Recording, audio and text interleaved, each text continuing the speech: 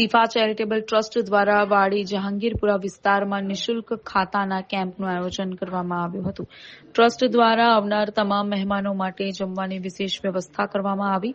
કાર્યક્રમ દરમિયાન સમાજ સેવા ક્ષેત્રે યોગદાન આપનાર વડોદરાના જાણીતા સામાજિક કાર્યકર હુસૈન મુલતાની, એડવોકેટ જુનૈદ સૈયદ તથા મદની બ્લડ ડોનેશન કેમ્પના વડા ફારૂક શેખ, આ ત્રણેયને ટ્રસ્ટના વડા મોહમ્મદ હુસૈન ઉર્ફે જોનીભાઈ દ્વારા પુષ્પગુચ્છ તથા એવોર્ડ આપી સન્માનિત કરવામાં આવ્યા હતા. અંતે ટ્રસ્ટના વડા મોહમ્મદ હુસૈને કેમ્પમાં હાજર રહેલા તમામ લોકોને તથા સહયોગીઓને હૃદયપૂર્વક આભાર વ્યક્ત કર્યો હતો.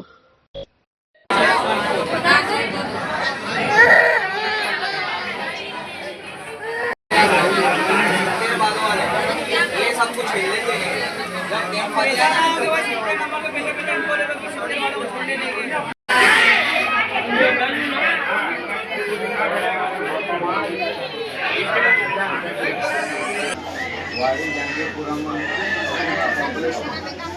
आज શિફા ચેરિટેબલ ટ્રસ્ટ દ્વારા પોષણ ખતનાનો કેમ્પ આયોજન કરવામાં આવ્યો હતો.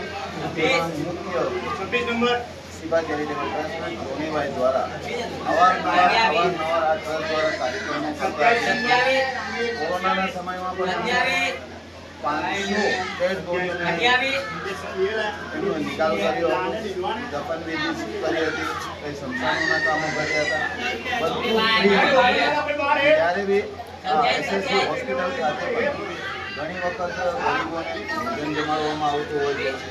આ બધી કાર્ય એમની જે સંસ્થા કરતી આવી છે તેને અમે ખૂબ અભિનંદન આપીએ છીએ.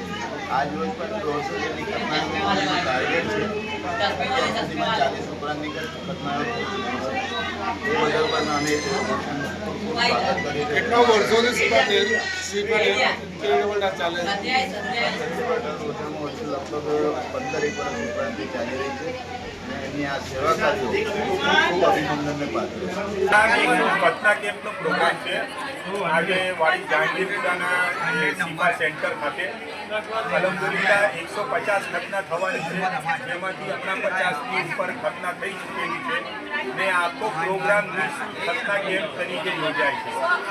ને અલહમદુલિલ્લાહ આ મિલ્લતના જે કંઈ મુસલમાન છે, જે જરૂરતમંદ છે, ગમે તે વર્ગના હોય, જે લોકો જરૂરતમંદ હોય એ લોકો માટેનું છે.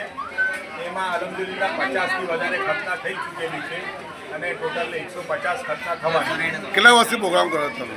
આ પ્રોગ્રામ તો આ છઠ્ઠું પ્રોગ્રામ છે જે અમે કેમ્પ યોજીએ છીએ, નિઃશુલ્ક ઘટના કેમ્પ, જે હમણાં આજે છઠ્ઠું પ્રોગ્રામ છે. એના સિવાયનું આજે 75 જેવી થશે. એ 70-75 ને એમાંથી જે વધશે એ પછી શનિવારે 6 ડિસેમ્બરના દિવસે થવાનું છે.